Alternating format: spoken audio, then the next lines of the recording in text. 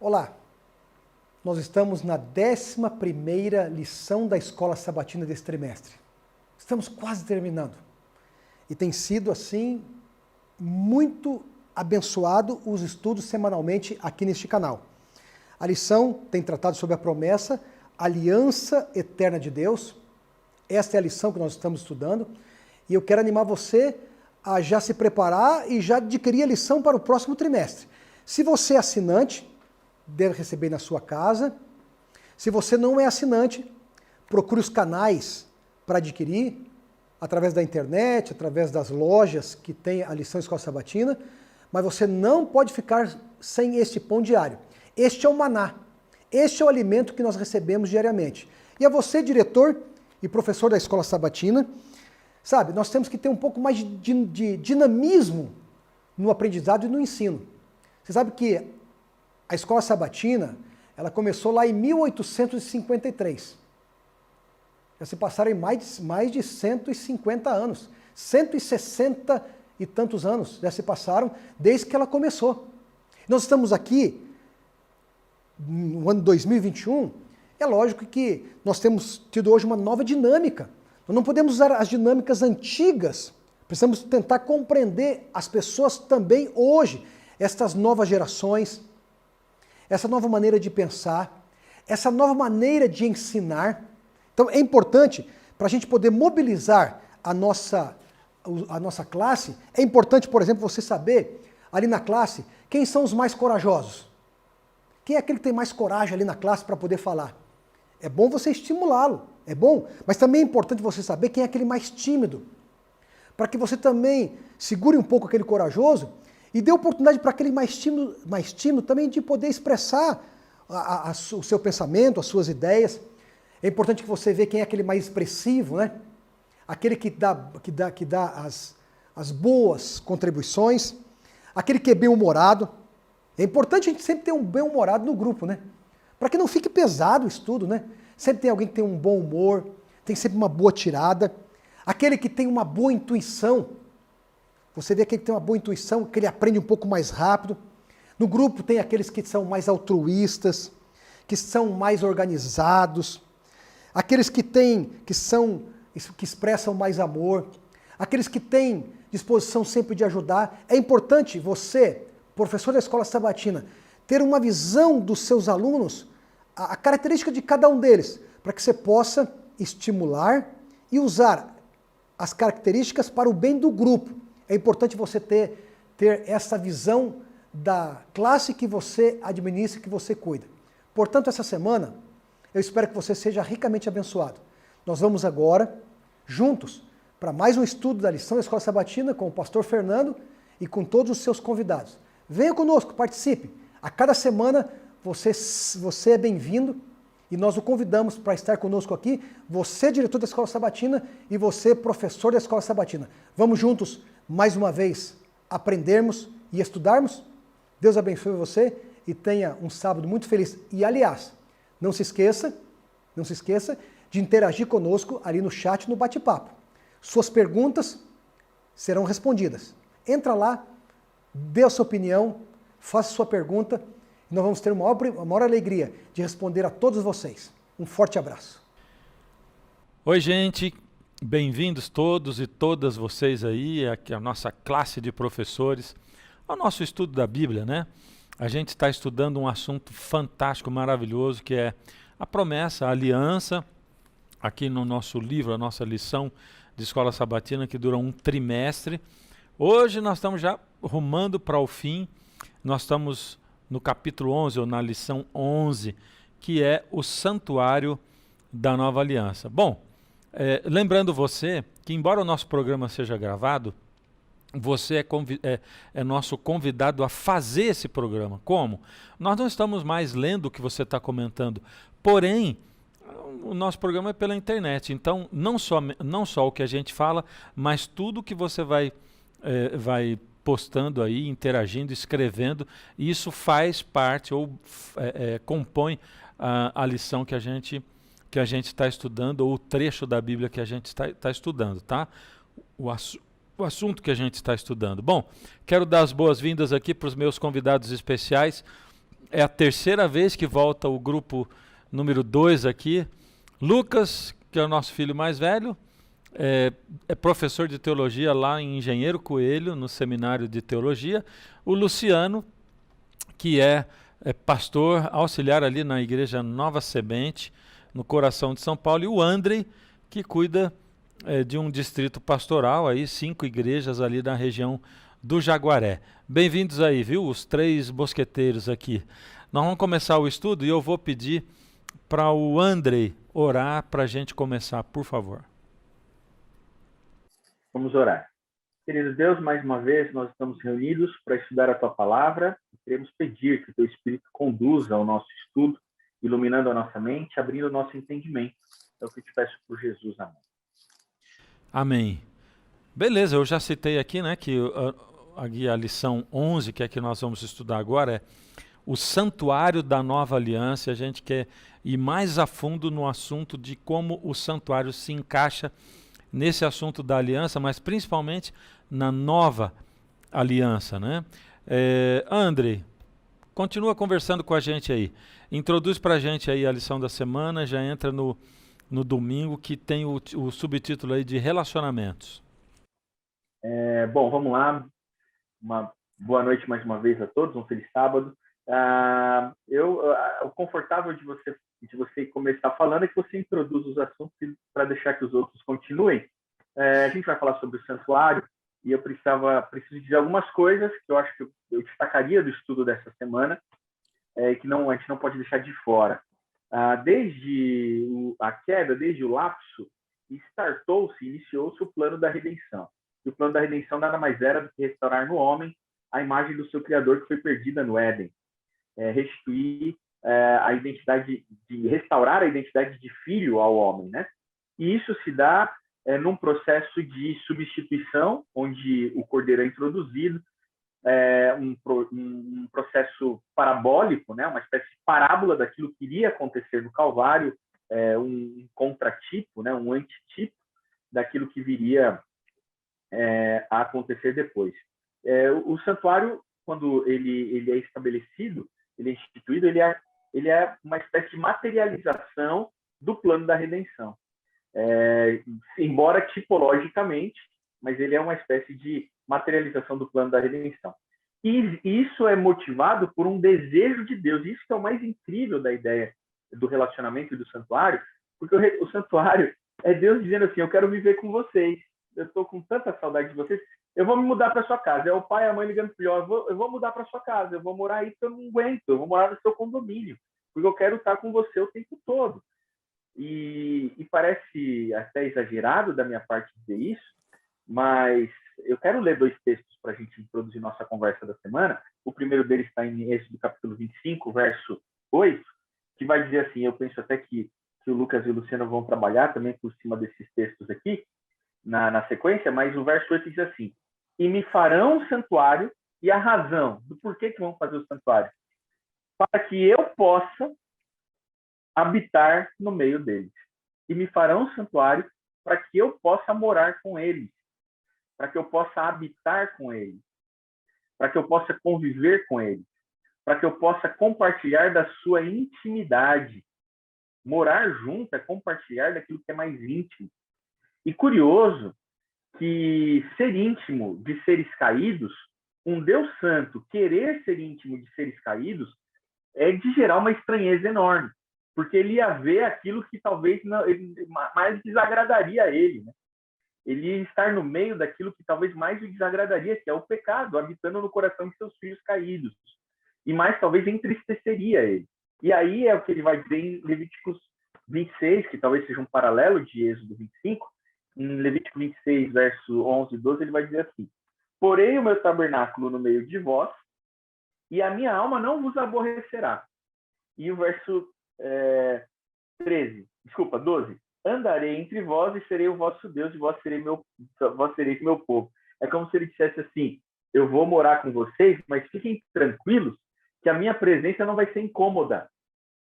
Eu vou morar com vocês, mas fiquem tranquilos que o máximo que vai acontecer é a revelação do meu amor constrangendo vocês. É como se Antes de tudo existia o amor, porque a definição de quem é Deus é que Deus é amor. Antes de tudo existia o amor. E depois da queda, apesar de tudo, o amor ainda existe. E o amor disse para nós assim: eu vou reunir vocês, meus filhos, eu quero morar com vocês. O amor, ele não une diferentes. E aí essa é uma ideia de Paul Tillich, teólogo, filósofo conhecido, muito conhecido. E ele vai dizer assim: o amor é o elemento que reúne seres que anteriormente foram separados. Então, assim, o amor não une diferentes, porque nós não somos diferentes. Nós éramos iguais, mas o pecado nos separou. Então, o amor é capaz de reunir os mais distintamente separados. Indivíduos mais distintamente separados. O santuário é aquilo que vem para que o amor habite entre nós e nos reúna em torno de si. Essa é talvez o caráter revolucionário da presença de Deus no meio de um povo pecador. Agora, as questões mais teológicas disso que a gente vai discutir nessa semana, eu vou deixar que o Lucas e o Luciano tratem. Eu vou aproveitar o gancho aqui, antes de deixar para o Lucas essas questões mais teológicas, né? Vou aproveitar aqui a fala do André. Tô brincando. No capítulo 26 de Levítico, né, que foi o que o pastor Andrei mencionou, de Deus dizendo que ele vai andar entre o povo e eles não vão se aborrecer da presença de Deus e tal, nos remete justamente a um outro momento na história bíblica em que Deus andava entre os seres humanos, né? E a gente encontra isso lá em Gênesis 3, Deus caminhando com os nossos primeiros pais, né? Com Adão e com Eva. E se a gente for analisar, desde a criação, desde o Éden, essa presença de Deus, ela é sempre uma iniciativa divina. Então, é sempre Deus que promove isso. Eu quero me aproximar de vocês e eu vou fazer de tudo para que isso aconteça. E quando a gente fala de santuário, é a mesma coisa. É uma iniciativa divina de se fazer presente, de trazer sua presença e fazer morada. Mas especialmente nesse verso que o pastor André citou, ele está dentro de uma seção em Levítico chamada das bênçãos da aliança. E eu acho isso fantástico, porque a gente pode pensar essa dinâmica de aliança como um privilégio para o povo de Israel, vários benefícios e tudo mais. Mas uma das coisas mais importantes que eles vão carregar como bênção é a certeza de que eles teriam um Deus sempre presente com eles, né? E aí, acompanhado disso, está uma frase que se torna uma frase chave, assim, no contexto de aliança, que é: eu serei o Deus de vocês e vocês serão o meu povo. Então, o santuário é sobre isso, né? É sobre presença, é sobre como Deus tenta se fazer presente no mundo que criou uma barreira em relação à sua presença por causa do pecado, né? O pecado nos afastou de Deus, mas Deus, ele promove meios para que essa relação próxima seja realmente uma realidade, mais uma vez, né? Ei, moçada boa, hein? Tô sempre aprendendo um monte de coisa boa com vocês, né? Eu estava aqui pensando, né? O que o Luciano falou em cima do comentário do André faz todo sentido, né? Porque Deus já vinha se relacionar com o ser humano na Terra, né? Mas com a questão do pecado e com a mudança do mundo inteiro e da situação do mundo, quando Deus diz assim: eu vou tabernacular, eu vou morar aí no meio de vocês, né? O ser humano já não estava mais acostumado com a presença de Deus, né? E sim, como disse o André, a presença de Deus, sim, incomodava o povo, constrangia, né, o povo, pelo seu amor, pela manifestação do seu amor, de sua bondade, essa coisa. Eles sabiam que Deus está aí. Às vezes eu prego em igreja, eu costumo dizer assim: o que você acha se Deus dissesse assim: vou morar ali nessa sala que está aqui no fundo da igreja, sala que a gente chama de sala pastoral, né? E aí você visse a luz de Deus emanando pelas frestas, né? Seria legal? Em geral as pessoas dizem: sim, seria legal. Mas, puxa, será que não ia incomodar a presença de Deus? O André mesmo usou aí a comparação, né? Como se o pai dissesse: vou aí morar com você, complicado, né? Eu ligar aí pro Lucas e dizer, vou morar com vocês aí de agora em diante, né?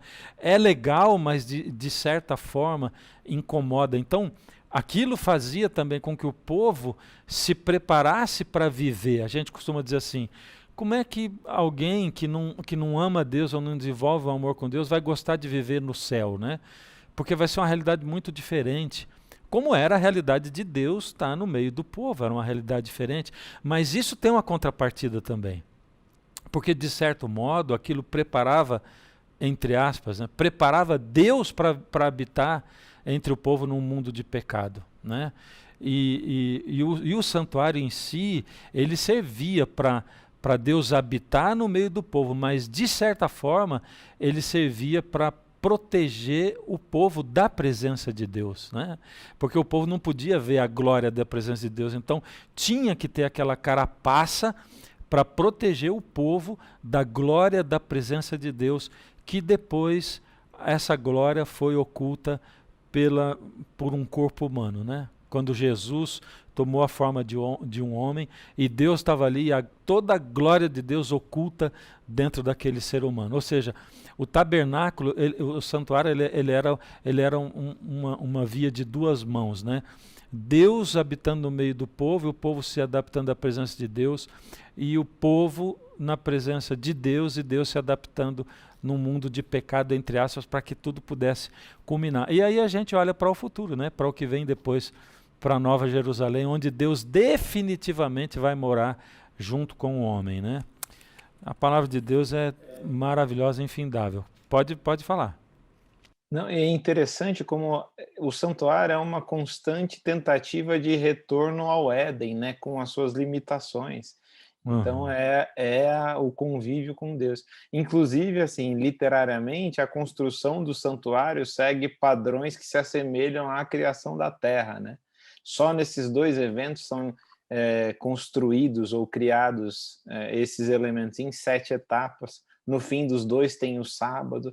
E você observou aí, pai, sobre a presença, né? Sobre, você falou assim, né? Da carne escondendo essa glória. E é legal como essa dinâmica é tensa, né? Em vários momentos, porque assim, ela esconde a glória, mas por outro lado, quando reconstroem o templo e a glória não é como a do primeiro, falam, não, mas a glória desse é a maior de todas. Por quê? Porque aquele encarnado que tem, de certo modo, a glória escondida vai estar lá. Então ele não tem a glória manifesta, mas ao mesmo tempo é a maior glória do templo, porque a presença dele está lá. E depois, quando ele vem, e eu gosto muito do episódio da mulher no poço, né? Que ela vem e ela reconhece em Jesus um profeta, e depois dela reconhecer e do assunto da água vir à tona, ela fala, eu vejo que você é profeta. Onde que a gente tem que adorar? Aqui ou em tal lugar? Ele fala, não, fica tranquila porque vocês têm que me adorar, vai chegar um momento que vocês vão me adorar em espírito, né? Não interessa onde vocês vão adorar em mim, em mim.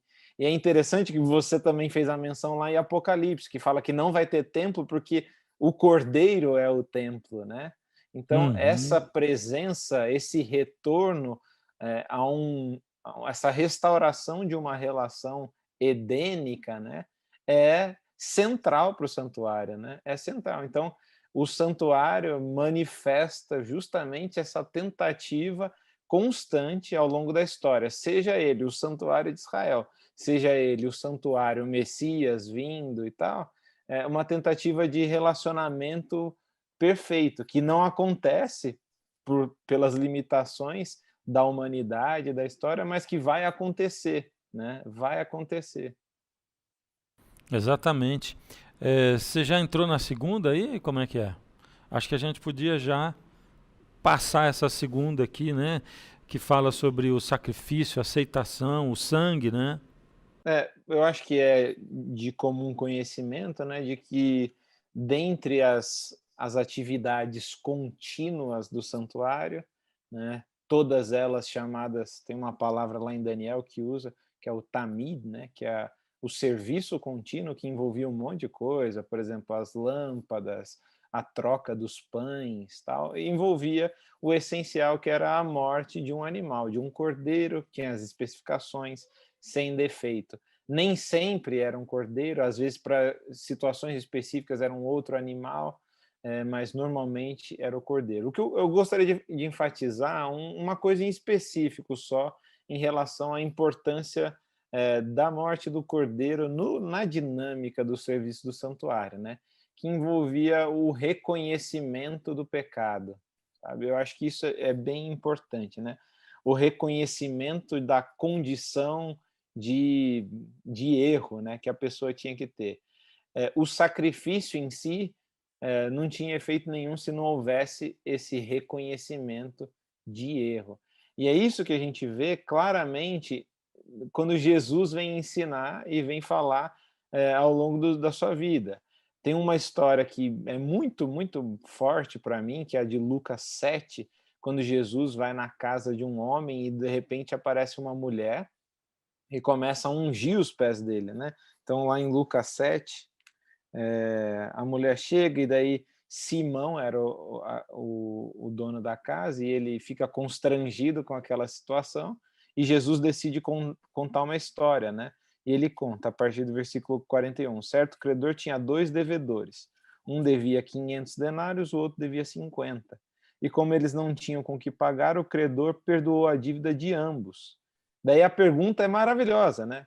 Porque ele fala assim, qual deles, portanto, o amará mais? Então, olha que estranho, né? Eles tinham dívidas e agora a pergunta já é qual deles amará mais? Como assim, né? A sequência explica, né? Jesus fala, olha, Simão, eu estou na sua casa, mas eu estou sendo bem recebido por essa mulher. Você é o anfitrião, mas ela que está me recebendo melhor. E termina falando, por isso que eu afirmo para você que os muitos pecados dela, no versículo 47, foram perdoados, porque ela muito amou. Mas aquele a quem pouco se perdoa, pouco ama. Então, você vê condicional o reconhecimento do pecado com a quantidade de amor. Em outras palavras, assim, o quanto a gente ama a Deus pode ser medido através do quanto a gente oferece misericórdia para o outro, né? E o quanto a gente reconhece a nossa necessidade de misericórdia. Então, esse reconhecimento de erro, de misericórdia, é o reconhecimento essencial em todo o processo, e eu vou usar uma palavra aí que já é o gancho para o outro dia, né? De substituição, né? Esse é o cerne, né? A substituição. Porque alguém morre no lugar, há um substituto. Mas para que essa substituição seja efetiva, deve haver um reconhecimento de erro, de necessidade de misericórdia, alguma coisa que está além do que a gente faça. Nada que eu faça, né?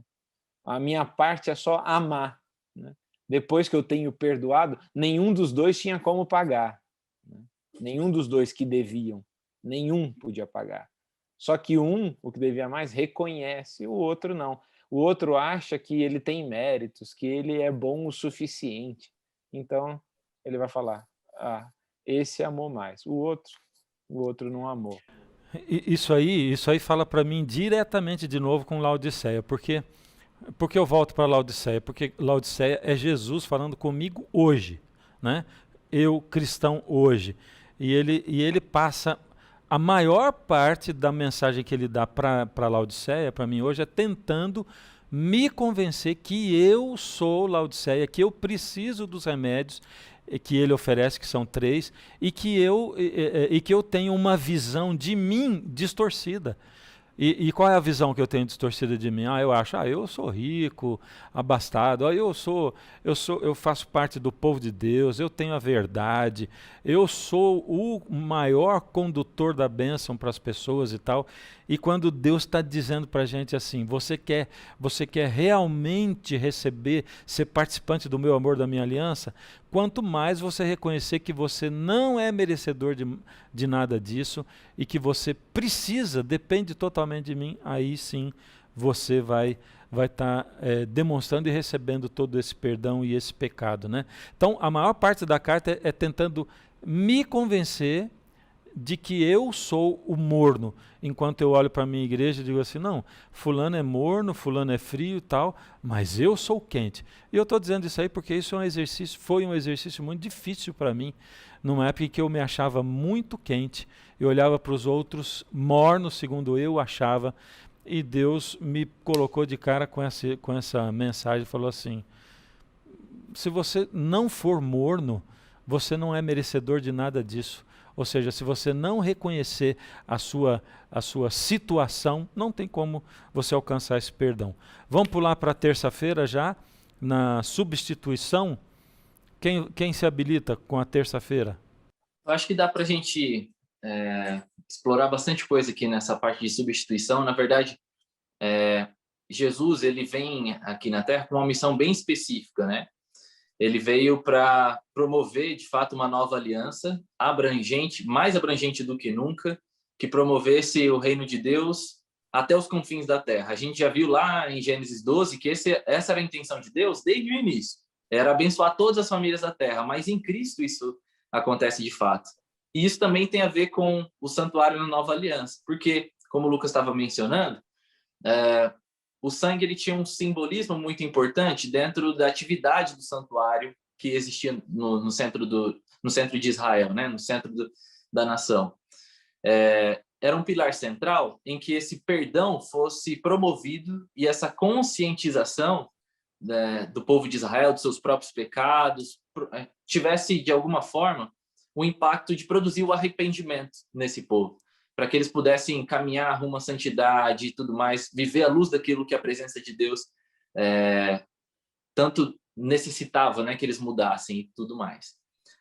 Um dos momentos mais icônicos na passagem de Cristo, por exemplo, é na Santa Ceia, né, no episódio da Santa Ceia, em que ele toma o cálice de vinho e ele fala, este aqui é o sangue da aliança, o Evangelho de Lucas vai dizer claramente o sangue da nova aliança, derramado em favor de muitos. E assim, Cristo ele então coloca, olha, minha missão aqui é essa, e eu vou precisar morrer, eu vim aqui para isso, para pagar o preço da antiga aliança, que nada mais é do que essa grande história da humanidade que rejeitou o Criador, que não consegue viver de maneira fiel ao Criador, e agora vem Cristo e substitui a morte que deveria ser nossa. E lembrando, é muito importante a gente entender o tema da aliança, porque senão o sacrifício de Cristo não faz nenhum sentido, né? Quando a aliança é formada, e o pastor André comentou isso lá no estudo 2 que a gente teve, uma cerimônia muito comum no Antigo Oriente era você ter o sacrifício de algum animal. Você partia um animal ao meio, o sangue era derramado, e o seu envolvimento na aliança era da seguinte maneira, que aconteça comigo o que aconteceu com esses animais, caso eu não cumpra a minha parte nesse acordo. Então era realmente algo extremamente forte, e o sangue ele tinha um simbolismo muito claro. O sangue representava a vida daqueles que estavam entrando em acordo, né? E agora, claro que Deus ele sabia muito bem com quem ele estava lidando, né? Com o povo de Israel, e sabia que eles não iam conseguir se manter fiéis por muito tempo. Na verdade, se a gente pegar ali no livro de Êxodo, né, a sequência das coisas, o santuário aparece antes da primeira queda, né, do povo de Israel, que é com o bezerro de ouro. Então, a partir do capítulo 25 de Êxodo, você tem toda a descrição de como Deus iria lidar com o pecado do povo antes que eles pecassem, né, como nação. Então, o santuário é graça. E quando Jesus vem e morre e diz que o seu sangue é o sangue da nova aliança, então significa que a dívida foi paga, né? Ele se fez morte em nosso lugar para que nós pudéssemos ter vida. E aqui está algo extraordinário, né? O apóstolo Paulo, lá no livro de Hebreus, bom, a gente acredita que Paulo quem escreveu, né? Existe uma discussão em torno disso, mas no capítulo 9, principalmente, ele vai fazer essa comparação do sangue da aliança que Moisés asperge sobre o povo lá no capítulo 24 de Êxodo, e do sangue de Cristo derramado aqui. E ele faz uma comparação, olha, o sangue de bodes e carneiros não são suficientes, porque tudo isso apontava para o sangue de Cristo. E esse é o único sacrifício que foi feito de uma vez por todas, para promover salvação para todo aquele que crê. Então, agora, o acesso ao perdão de Deus, ele se torna agora não mediado, né, por sacerdotes humanos, como era pelo povo de Israel, né? Imagina, ter que confiar em alguém que é como você, exatamente como você, pecador, também sujeito às mesmas fraquezas. E agora a gente olha para Cristo no santuário celestial como nosso sacrifício único e perfeito, e também como nosso sacerdote. Não é à toa que o livro de Hebreus vai nos ensinar a nos achegar próximos de Deus confiadamente, seguros de que essa aproximação ela é verdadeira. Porque se antes a gente confiava na mediação de seres humanos como nós, assim, falhos, muito mais agora a gente pode estar seguro na mediação do Filho de Deus, impecável, aquele que não conheceu o pecado, que venceu as tentações. Esse alguém intercede por nós. Então, a gente vive hoje numa era privilegiada, né? Onde o perdão de Deus e essa advocação que Cristo tem por nós, ela é plena em todos os sentidos que a gente poderia imaginar. Maravilha. Alguém quer comentar o que o Luciano falou aí? Passamos para quarta-feira? Posso pegar o gancho e ir para quarta, então. Então vamos lá. Eu penso que quando a gente entende toda, e a gente está percorrendo, né? A gente já está chegando no final do trimestre, na 11ª lição, mas quando a gente percorre o texto sagrado como pretendeu fazer essa lição, à luz dos pactos, dos testamentos, das alianças que Deus entra conosco, e a gente chega até onde a gente chega, e quando a gente chega na cruz especialmente, eu vou dizer até um pouco antes da cruz, quando a gente chega em João, capítulo 1, verso 29, que João Batista olha para Jesus e diz assim: eis o Cordeiro de Deus que tira o pecado do mundo. Naquele momento, para mim, aquilo é o centro do texto sagrado. Tudo que foi escrito antes daquela declaração de João Batista foi escrito apontando para aquilo. E tudo que foi escrito depois foi escrito por causa daquilo. A gente vê que a Bíblia ela é a narrativa de uma bela história que narra a história do Cordeiro, do início até o fim. E quando a gente chega na cruz, a gente entrando aqui na quarta-feira, pegando o gancho da fala do Luciano, a gente tem ali o nosso representante legal, na figura do nosso substituto.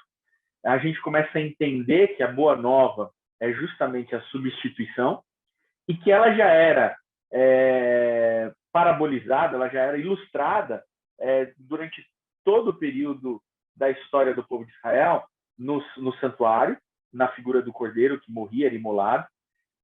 E a gente vê naquele momento em que João Batista declara Jesus como o Cordeiro de Deus, depois a gente vai ver na cruz, a gente vê a tipificação do antitipo, né?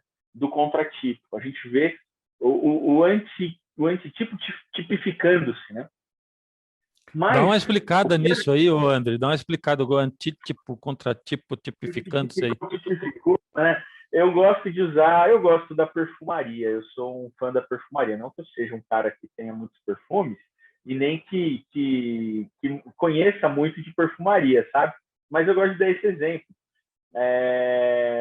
Você tem os perfumes originais das marcas que criam, dos grandes criadores dos perfumes, mas você tem marcas paralelas que procuram representar a pirâmide olfativa daquele perfume original através de uma proposta similar, ilustrativa daquilo. Pirâmide olfativa. Desculpa, eu tive que interromper para fazer uma menção à pirâmide olfativa. É isso? Desculpa, pode depois continuar. disso que não conhece, né? Cara extremamente eu não conheço, eu não tenho, mas a pirâmide olfativa com notas de... Daqui a pouco vai ter que explicar o que é pirâmide olfativa também. As notas de entrada, de coração, de fundo, quem gosta de perfume gosta dessas coisas. E aí você tem empresas paralelas que tentam oferecer aquilo que a gente chama de contratipo. Por isso que você, às vezes, fala, isso aqui é um perfume contratipo. Ele é uma ilustração, ele é algo similar àquele perfume típico, né? Ao tipo ideal, que é o perfume original. Então, Cristo Jesus era o Cordeiro tipificado, era o tipo ideal da promessa. E o contratipo, ou o antitipo, é aquilo que representou, que prefigurou, que ilustrou aquilo que viria. Então, todo o sacrifício do Cordeiro, toda vez que um Cordeiro era sacrificado na era do santuário, ou no período do santuário, ele estava representando o tipo ideal que era Jesus. Ele era um antitipo, um contratipo. Fica aí a explicação. Não sei se foi a melhor das ilustrações. Ilustrações são sempre infelizes, insuficientes e por aí vai. Assim como também eram insuficientes as ilustrações do Cordeiro de Deus que tira o pecado do mundo, que viria a morrer na cruz, né? Mas quando o Cordeiro morria, não era o fim. O sacerdote, aí eu entro na ideia da quarta-feira, né? O sacerdote, ele depois o sumo sacerdote tinha que servir o sangue no santuário em favor do pecador, mesmo depois do sangue derramado. Assim, dessa maneira, a gente crê que a cruz também não foi o fim. E é delicado falar isso, né? Isso talvez até assuste um pouco. A cruz não foi o fim. O sangue derramado na cruz precisava agora ser apresentado diante do Pai, ser aceito o sacrifício pelo Pai. E aqui entra uma informação, quando a gente fala da história do Cordeiro, que eu vinha dizendo, né, a Bíblia como a narrativa da história do Cordeiro, aqui entra a beleza do Evangelho segundo Jesus Cristo. E qual que é o Evangelho segundo Jesus Cristo na Bíblia? É o livro do Apocalipse. O livro do Apocalipse é o Evangelho de Jesus Cristo narrado, é a boa nova de Jesus Cristo contado a João, depois que Jesus ascendeu aos céus. E preciso dizer que eu cresci, para falar do Apocalipse, eu cresci um pouco amedrontado com tudo aquilo que o Apocalipse revelava, talvez por conta de uma cultura religiosa que oferecia uma pregação apocalíptica muito sensacionalista às vezes, de uma cultura religiosa. Não estou dizendo de placa de igreja, nem de púlpito específico, nem de pregador específico, mas uma cultura religiosa que fazia do Apocalipse um livro temeroso, e talvez alguns que nos assistam ainda tenham essa impressão do Apocalipse como um livro de muito temor, né?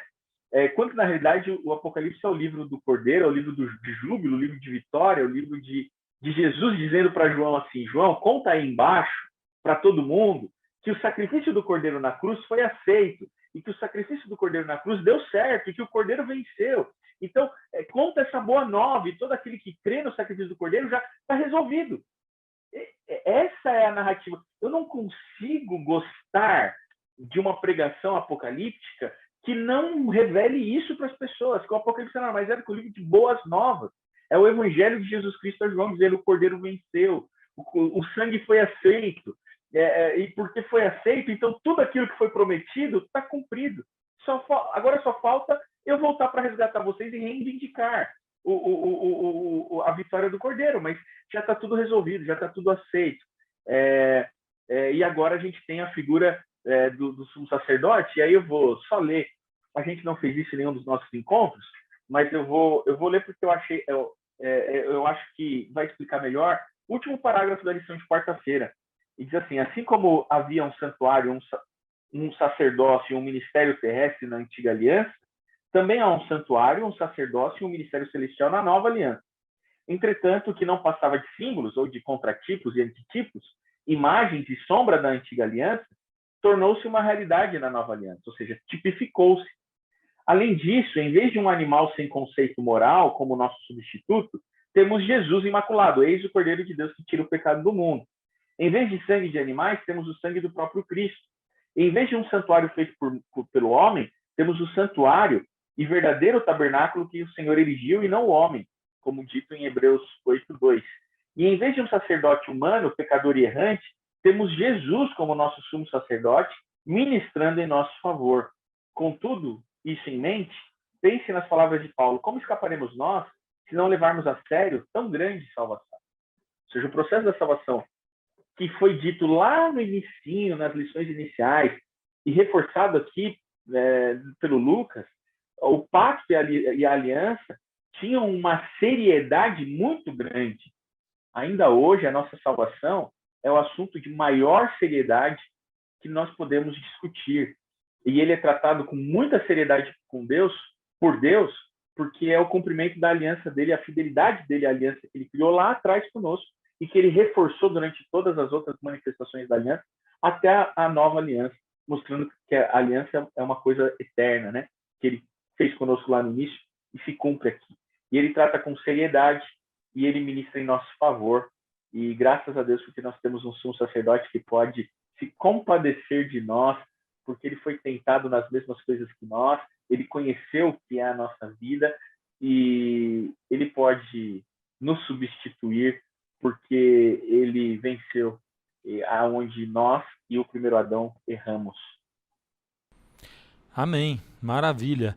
Eu acho que a gente pode fazer, bom, ir para quinta-feira, né?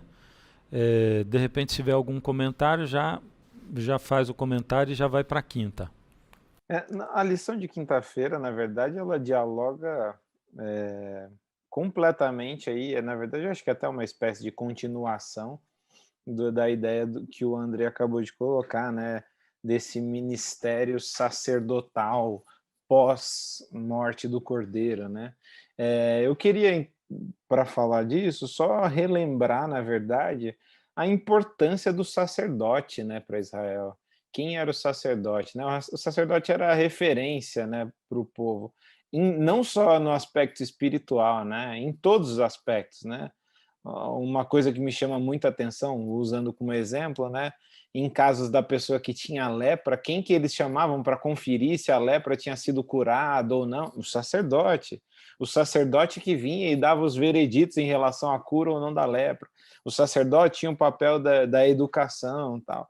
Mas, mais importante do que tudo isso, né, dessa referência nos aspectos gerais, eu acho que tem um dia no calendário do povo de Israel, que era o dia onde essa figura recebia um destaque maior do que qualquer outro dia, que, coincidentemente, é um dos principais dias, dos mais solenes dias de toda a tradição judaica, que é o dia do Yom Kippur, né, o dia do juízo.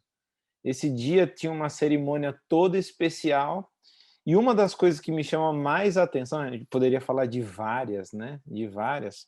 Por exemplo, né? Era o dia onde o sangue era levado lá dentro, né? Do lugar santíssimo, e era aspergido sobre o propiciatório, que era a tampa ali da arca, o caporet, por isso Kippur, de propiciar, cobrir e tal. Mas eu só queria observar a importância do sacerdote nessa cerimônia, né? Aqui fica claro a importância também no ministério sacerdotal, né? Ou de Jesus como um sumo sacerdote, vindicando o sangue da morte, né? Porque nesse dia todo o povo dependia completamente do que esse homem, o sumo sacerdote, fazia. Todo mundo estava nas mãos dele. Tudo dependia da dinâmica do ritual que ele fizesse. Tudo dependia disso. Então é assim, são todos nas mãos desse representante. Então aqui a gente também vê a importância desse ministério sacerdotal, né? De Jesus como um sumo sacerdote. Não só depende da morte, como o Andrei colocou, a cruz não é o fim, como agora tudo depende também dessa ministração com esse sangue da morte, né? Então, por mais que seja amedrontador falar que não acaba na cruz, a importância do ministério posterior à morte do Cordeiro é tão grande quanto a da morte, né? Então, é tão importante o que é feito com o sangue como o derramamento do sangue, né? Tudo, de novo, depende de um. E como tudo no santuário apontava para Cristo, aqui também na figura do sumo sacerdote a gente tem, sim, uma referência de Cristo, né? E isso vai ficar bem claro, por exemplo, no livro de Daniel, né? Então, no livro de Daniel, a gente ouve sobre um Sar Hatzavá, o príncipe dos exércitos. E é curioso que essa expressão, o Sar, né, o príncipe, ela é uma expressão comum, né, para líder de exército, por exemplo. Mas duas coisas são importantes em relação a ela. Uma, quando ela aparece em Josué para o líder dos exércitos, Josué adora esse Sar, esse príncipe dos exércitos. Então, peraí, é um líder, mas ao mesmo tempo ele é adorado? A gente sabe que na Bíblia anjos não aceitavam a adoração, né? Você não adora um anjo, o anjo não aceita nenhuma adoração. E aqui Josué é adorado e essa manifestação desse príncipe dos exércitos aceita. Segundo, não é só líder de exército essa palavra, que ela não faz referência só a um líder de exército. Em textos como, tem dois casos específicos, né? Em Crônicas 15 e em Esdras 8, essa expressão se refere ao sumo sacerdote. E em Daniel, esse Sar-Hatzavá, ele é a expressão usada para Miguel, né? Miguel. Então, tudo isso começa a se relacionar e você vê a importância da ministração desse sangue nesse santuário celestial. Lembrando, né? Lembrando, o Yom Kippur é o dia do juízo, né? É onde tudo é purificado, né? E se o santuário tem como paralelo, né, o santuário terrestre, e se o santuário terrestre tem como paralelo o Éden, né, e a criação da terra, né, lá em Gênesis 1, melhor. Então, o juízo também envolve um juízo da terra, um juízo do mundo, e também uma oportunidade de recriação, de renovação, né? Então, nas mãos desse sumo sacerdote que ministra com esse sangue que foi derramado na cruz, está o futuro da humanidade e da terra, né? Tudo depende dele. Essa é a importância dessa figura, né? Ou essa é a importância desse ministério celestial que Jesus efetua hoje como sumo sacerdote. Ou seja, nós não podemos desprezar o quadro todo, né, e ficar só com um pedacinho do quadro, né? A palavra de Deus, ela é um todo inseparável, né? A gente precisa quando nós nos aprofundamos nela, nós não podemos desprezar nenhum pedacinho desse quadro, né? E o que é maravilhoso é essa interligação entre Antigo Testamento, Novo Testamento, e como isso, cada vez eu fico mais arrepiado, né? Quando eu penso que Jesus diz assim: conhecereis a verdade e a verdade vos libertará. Você não fica com essa impressão assim de que puxa vida, que coisa, eu aprendo um monte de coisa, eu vou sabendo, isso é interminável. Eu achei que eu já sabia um monte de coisa, mas, puxa, quanto conhecimento. Pois a gente não está nem arranhando a pontinha desse conhecimento, né, que é infinito e que a gente vai ter eternidade inteira para se aprofundar nele, né? Bom, pessoal, acho que a gente pode ir passando para as nossas considerações finais do todo aí, né, fazer esse ciclo aí. O que vocês apreendem disso aí? O que vocês sentem como o significado especial da lição dessa semana? Eu vou começar, já que eu terminei. Manda ver, vai lá. Não, eu acho que assim, a lição, no meu ponto de vista, uma das coisas é apontar a importância de como tudo representa Cristo, né? Como tudo aponta para Cristo. Desde a constituição do santuário até os elementos dentro do santuário, como também o ministério do principal referencial dentro do santuário, que é o sumo sacerdote. Então, de novo, tudo é através dele, tudo é por meio dele, tudo é ele, né? Amém. Próximo? Bom, vou aproveitar então e já fazer minhas considerações finais. Quando a gente olha para isso que o Lucas falou, né, que o centro de tudo é Cristo e tudo vai desaguar em Cristo, então isso gera em nós um sentimento que se torna possível pela primeira vez, né, quando a gente entende isso, que é de descansar mesmo naquilo que Deus fez, nas iniciativas divinas, e de que aquilo que Deus projetou para o futuro vai acontecer porque Ele tomou as rédeas da história e Ele vai conduzir as coisas. E com a nossa salvação não é diferente. Ele foi o nosso substituto, morreu em nosso lugar e hoje intercede em favor de nós, promovendo essa renovação da aliança constante, porque nós constantemente quebramos a aliança também. E eu vou terminar só mencionando 2 versos aqui, em Hebreus capítulo 4, uma mensagem aqui que encoraja bastante, eu vou compartilhar. Tendo, pois, Jesus, a partir do verso 14, o Filho de Deus, como grande sumo sacerdote que adentrou os céus, conservemos firmes a nossa confissão, porque não temos sumo sacerdote que não possa se compadecer das nossas fraquezas.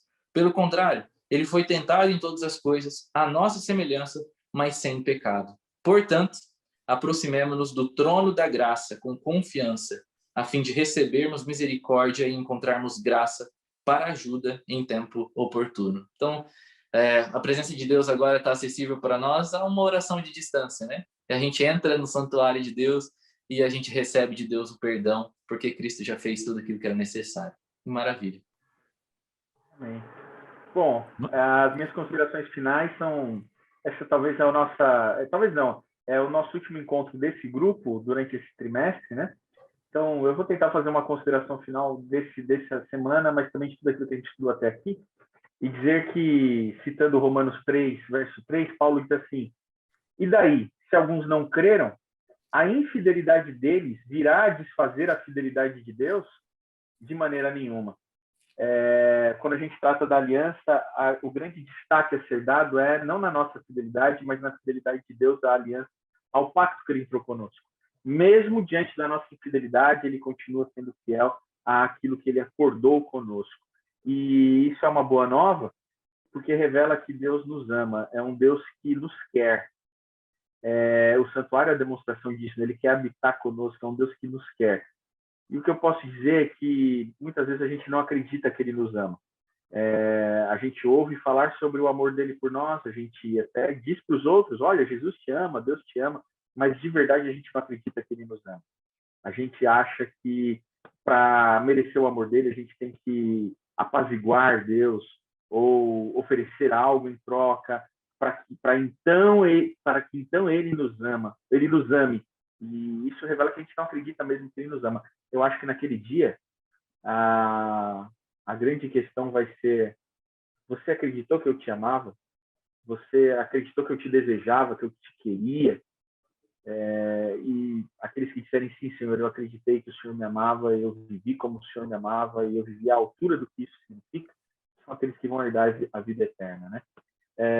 Que você saia desse encontro nosso aqui crendo que ele te ama, e ele fez todo o esforço do mundo para viver com a gente, para estar com a gente, para andar com a gente e para nos salvar.